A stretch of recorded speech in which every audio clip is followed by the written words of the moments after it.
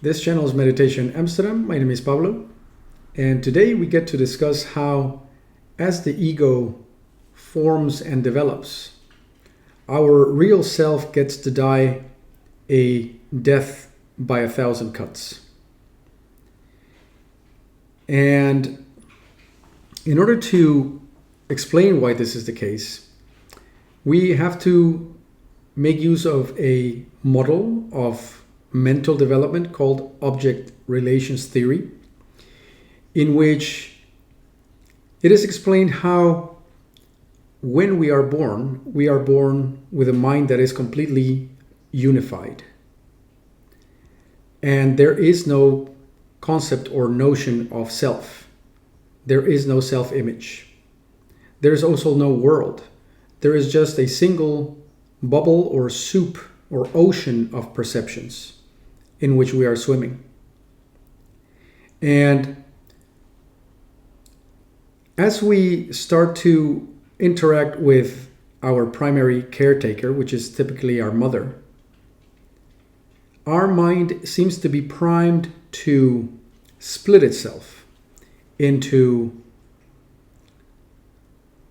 subject and object. And the subject is our self-image, and the object is that of mother. So that mother is the first other. She becomes world, or at least something distinguishable from self. So the self and other, or mother, are two objects in the mind. And we create also a relationship between them. Hence the name of the theory, which is object relations theory.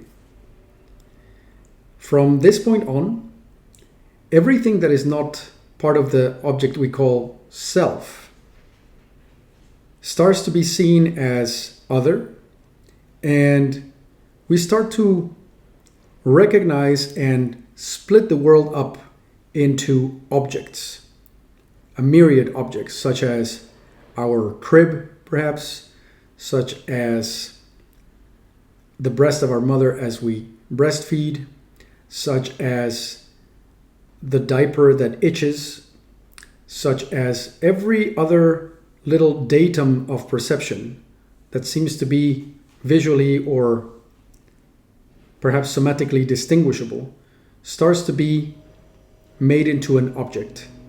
And we create a relationship with that object, and sometimes we create also relationships between objects themselves. You can then easily see how a mind that once started as a singularity, a single whole, which was akin to the true self, starts to become split more and more as time goes by. And hence the analogy of dying a death by 1,000 cuts. Because from the very first split between self and other, our real self has received a massive wound. It is a wound that persists for most people until death. And as we form more object relations, as we develop opinions over opinions, we start to create layer upon layer of fragmentation.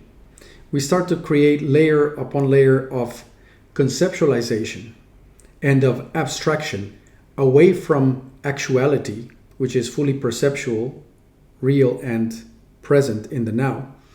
And we inhabit a mental world, a huge web of objects and their relations.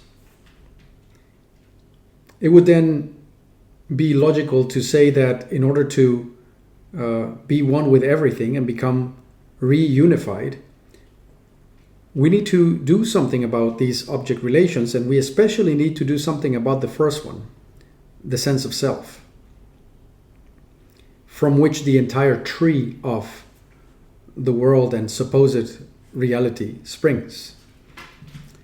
But there's something that makes this very, very tricky. And it is that, first of all, that tree develops in a way that is highly functional for us. In other words, the splitting of ourselves from singularity to multiplicity is not just unavoidable, but also desirable. In other words, we can only be functional in the world if we split ourselves in several functional units within, and also able to distinguish objects without that are separate. And we are able to enter into a functional relationship with them. So this is one thing that makes this very tricky to erode and work with, because it can be, in fact, very functional. And the second thing that makes this very tricky is that we are not just dealing with the objects, but we're dealing with the relations between objects. And some of these relations are only functional, only practical. But as with the primary relation with mother, many of the relations between the objects in our mind are very highly charged with an emotional value or valence, which can be either positive or negative. And you could say that this is what makes our world relatively small and fixed and sticky. And this is what keeps us trapped in that web. The web of objects is fairly pliable. We can change them, we can improve them. But when we have a highly emotionally charged relationship with an object in our mind, this relationship and the object become kind of petrified, and they create a prison for our bandwidth, for the kind of flexibility with which we can interact and the way we see ourselves. And tackling the emotional valence with an object is the domain of emotional growth and also trauma release. We want to be, in a sense, as detached as possible, meaning that we can have a deep engagement with an object without necessarily being emotionally stuck with that object, either because we want to push it away or keep it near. Our desires to push ugly objects away, unpleasant objects away, and our desire to crave for and preserve pleasurable objects is what the Buddha would call the web or the prison of samsara.